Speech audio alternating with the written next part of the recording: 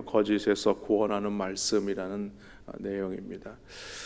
오늘 우리가 살아가는 시대의 특징 중 하나라고 말씀을 드리면 거짓이 진실인 것처럼 꾸며진다는 사실입니다. 그래서 사람들은 진실보다 포장된 거짓에 쉽게 넘어갑니다. 우리가 잘 알다시피 인터넷을 보아도 그렇고 SNS도 그렇고 수많은 정보도 그렇지만은 또 정치나 또 경제나 또 인간관계에서도 이런 거짓과 속임수가 만연되어 있는 것을 알 수 있습니다. 왜냐하면 사람들은 이 거짓말하는 이유가 어디에 있느냐? 자신의 이익을 지키기 위해서입니다. 진실을 왜곡하고 또 약한 사람들을 이용을 하려고 하기 때문이죠. 그런데 이런 모습은 오늘날의 문제뿐만이 아니라 다윗 시대에도 그런 일이 있었습니다. 오늘 본문의 말씀은 다윗은 경건한 사람들이 사라지고 이 거짓과 아첨이 가득한 세상이다라고 지금 말하고 있는 것이죠.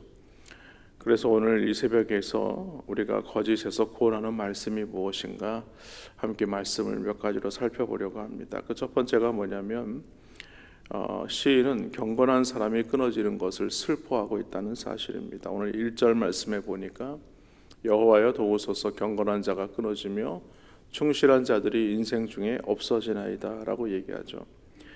그러니까 다윗이 사람을 바라보다가 실망하는 이유가 어디에 있는가? 이 경건하고 신실한 사람이 보이지 않는 것입니다. 왜냐하면 사람들은 입술로는 사랑한다고 말은 하지만 마음으로는 다른 마음을 가지고 있다는 것이죠.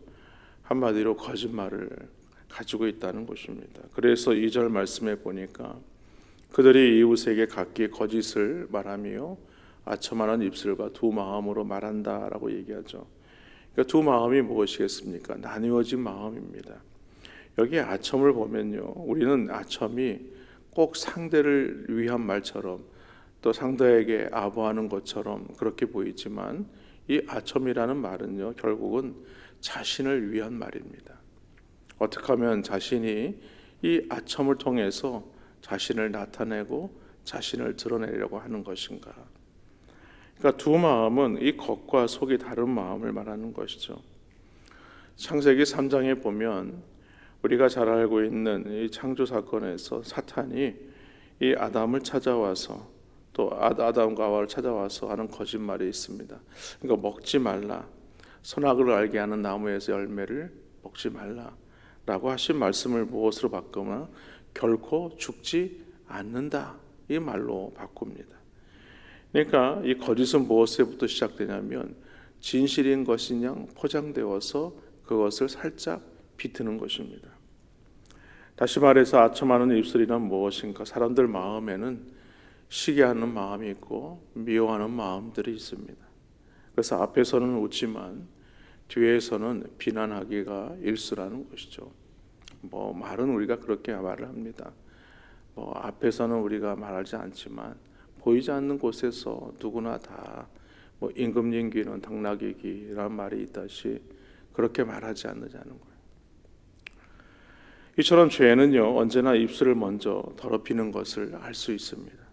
예수님도 마태복음 12장 34절에서 바리새인들을 향하여 이렇게 말씀하셨어요. 너희는 악하니 어떻게 선한 말을 할 수 있느냐? 이는 마음에 가득한 것을 입으로 말함이다 라고 얘기를 하죠. 그러니까 예수님께서 말하는 이 말은 그 사람의 마음의 상태를 드러내는 열매와 같은 것입니다. 다시 말해서 마음속에 사람들이 이런 시기하는 마음과 미워하는 마음들이 계속 축적이 돼가지고 그것이 쌓여서 나오는 것이 그 사람의 말이라는 것입니다. 선한 마음에서는 선한 말이 나오지만 악한 마음에서는요, 악한 말이 나오기 마련이라는 것이죠. 그렇기 때문에 이 말은요, 그 사람의 마음의 거울과 같습니다. 그대로 그 말의 모습을 통해서 그 사람의 모습이 어떤 모습인가를 투영해 주는 것이죠. 그 영혼의 상태를 보여주는 창과 같은 것입니다. 그렇기 때문에 말은요, 그 사람의 신앙을 보여준다고 해도 과언이 아닙니다. 기도를 많이 하는 사람은 기도의 언어를 사용합니다. 우리가 대화를 해보면요, 그 사람이 과연 기도를 많이 하는 사람인지, 말씀을 많이 묵상하는 사람인지, 또 그가 진정으로 하나님의 사랑을 많이 가지고 있는지를 알 수가 있습니다. 반대로 이 불평과 원망과 비난이 많은 사람을 보면요, 하나님 앞에 그가 어떻게 살아가고 있는가를 잘 보여줄 수 있는 것이죠. 그러므로 말을 바꾸려면 어떻게 해야 되느냐? 먼저 마음이 바뀌어야 됩니다. 마음이 바뀌어야 말이 변화가 될 수 있죠. 그런데 마음이 바꾸려면 어떻게 해야 되느냐? 사람이 마음으로 작정한다고 해서 말이 하루아침에 바뀌어지는 것이 아닙니다. 제가 어렸을 때에 참 그 많은 상처를 받았던 것들 중에 하나가 무엇이냐면, 일상적으로 이 욕이 일상화되었던 일입니다. 이 교회 안에서도 우리 주일학교 아이들하고 같이 놀면서 얼마나 험한 욕들을 많이 하는지, 그래서 저 마음으로 그런 생각을 했어요. 나는 욕을 하지 말아야겠구나.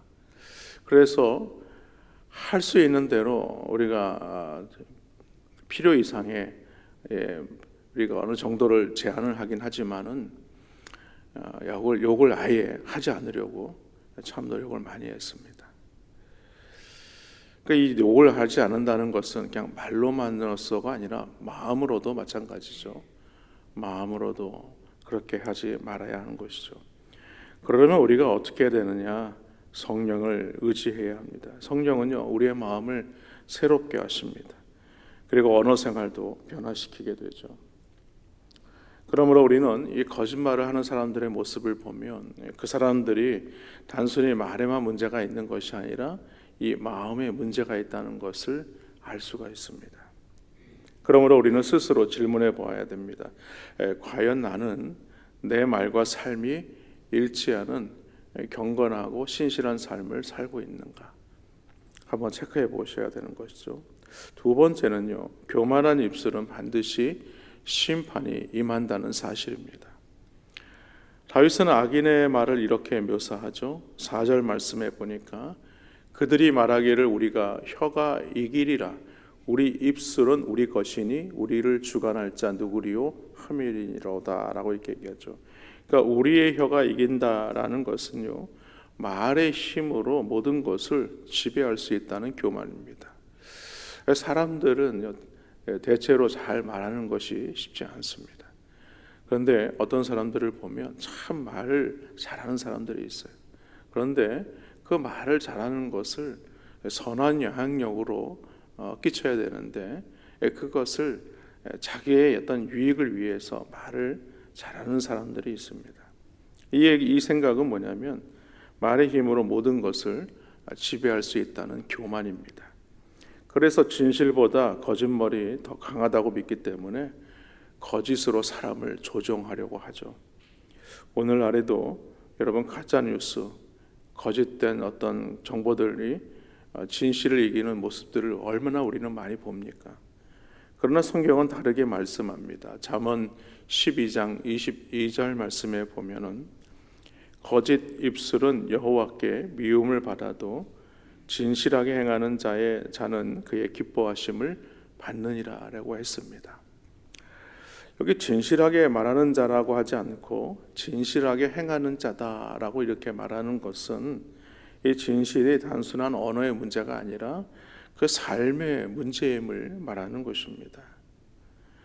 여러분, 진실한 사람은요, 말과 행동이 일치하는 사람이죠. 우리가 말하는 사람, 말과 행동이 일치하지 않는 사람들을 얼마나 많이 봅니까? 사람 앞에서나 하나님 앞에서나 우리는 동일한 사람이 되어야 하는 것입니다. 때로는 그 정직을 위해서 손해를 보더라도 우리는 정직을 선택해야 하는 것입니다. 그리고 그의 기뻐하심을 받는다는 것은 그 진실한 사람을 하나님께서 기뻐하신다, 이 말을 하고 있는 겁니다. 그 중반절에 보니까 우리 입술은 우리 것이니라고 했습니다. 내 입은 내 것이니까 내가 하고 싶은 말은 내가 마음대로 하겠다, 이 말입니다. 그러나 성경은 우리 입술도 하나님께 속해 있다라고 말씀하죠. 그리고 더 무서운 말은요, 하나님은 우리의 말에 대해서 책임을 물으신다라고 말씀합니다. 마태복음 12장 36절과 37절 말씀에 보면 내가 너희에게 이르노니 사람이 무슨 무익한 말을 하든지 심판날에 이에 대하여 신문을 받으리니 내 말로 의롭다함을 받고 내 말로 정죄함을 받으리라 라고 말씀합니다. 그렇기 때문에 우리는 말하는 것도 참 조심해야 됩니다. 예수님은 우리의 행동뿐 아니라 말까지도 하나님 앞에서 평가받는다 이렇게 말씀합니다. 그리고 모든 사람은요 자신의 삶과 말에 대해서 하나님께 설명해야 할 때가 온다 이렇게 말씀합니다. 그리고 4절 하반절 우리 말씀 한 번 더 보면요 우리를 주관할 자 누구리요? 라고 이렇게 말하죠. 이것은 하나님의 권위를 인정하지 않는 교만을 말합니다. 대표적인 사람이 우리가 잘 아는 이 애굽의 바로이죠. 출애굽기 5장 2절 말씀에 보면 이런 말이 있습니다. 바로가 이르되 여호와가 누구이기에 내가 그의 목소리를 듣고 이스라엘을 보내겠느냐. 나는 여호와를 알지 못하니 이스라엘을 보내지 아니하리라. 사실 바로는 애굽의 신적인 존재였습니다. 그렇기 때문에 이 이스라엘의 여호와 하나님에 대해서 인정하지 않은 것이죠. 오늘 살아가는 사람들도 같은 질문을 합니다. 과연 하나님이 살아계신가? 내 인생은 내가 결정한다 라고 말하죠. 그러나 그것은 하나님의 권위를 인정하지 않는 잘못된 태도입니다. 특히 우리를 주관할 자 없다고 말하지만 하나님은 즉시 이렇게 응답하시죠. 5절 말씀에 보니까 여호와의 말씀에 가련한 자들의 놀림과 궁핍한 자들의 탄식으로 말미암아 내가 이제 일어나 그를 그가 원하는 안전한 지대에 두리라 하시도다 라고 말하죠. 사람들은 혀로 세상을 지배하려고 하지만 하나님은요 말씀으로 세상을 다스린다는 것이죠.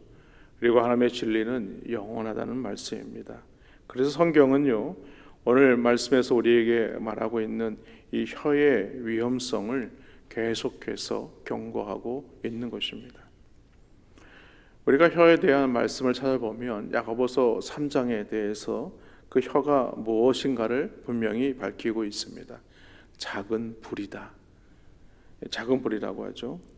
그런데 여러분 생각해 보십시오. 작은 불씨는 작다고 하지만 결국에는 큰 불로 번지게 마련입니다.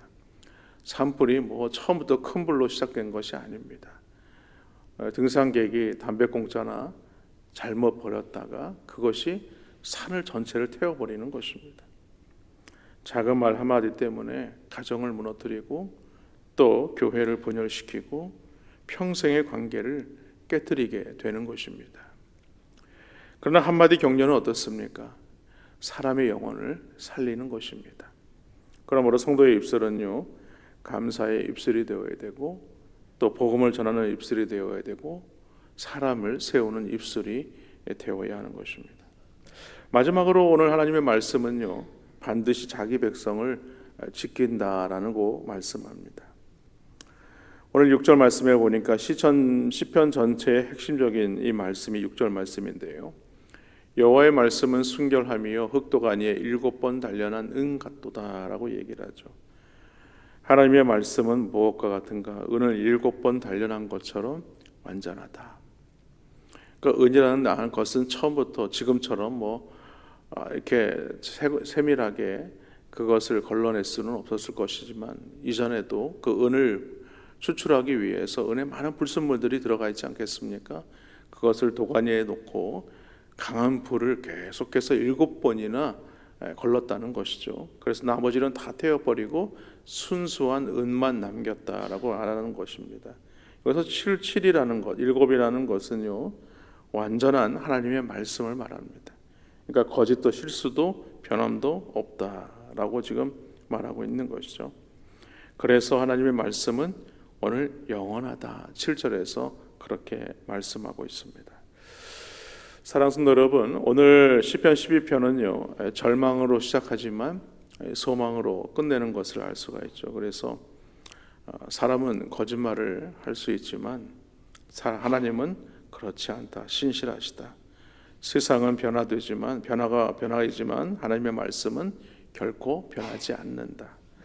악인이 높임을 받는 시대처럼 보일지만 하나님은 반드시 그 정의를 실천한다라고 지금 말하고 있는 겁니다. 바라기는 오늘 세상의 많은 거짓된 것에 우리가 혼동되거나 흔들리는 것이 아니라 오늘 영원한 그 하나님의 말씀을 붙들고 믿음으로 사셔서 승리하시는 우리 귀한 모든 성도님들 되시기를 주님의 이름으로 간절히 축원합니다.